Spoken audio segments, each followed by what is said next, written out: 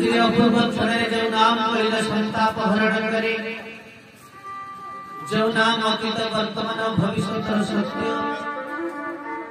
जो नाम सत्य भगवान कृष्ण देव ज्ञान व्यास ग्रंथ रस लिखिले नाम संकीर्तन जस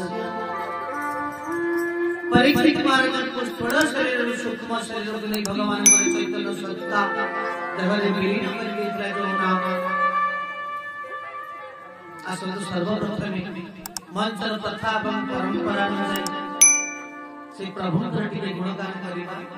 तथा वस्तु को सीधा प्रवेश कर दिबा दुई दिन कार्यक्रम दुई दिन कथा श्रवण करिबा मां मान को निवेदन करिबी समकक्ष बंधु मान को तथा बापा मान को शास्त्र सहित दैनंदिन जीवन अनेक कथा एवं गाथा आपण मान को श्रवण करिबी आपण मान धैर्य प्रभु कृपा मो प्रति भइले हेला जते प्रति कथा जाई करियो बोला मन देवा हरि हरि असंतु सर्वप्रथम ये प्रभु का नाम सीधा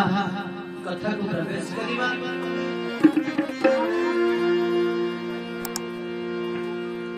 श्री कृष्ण नंद ललावा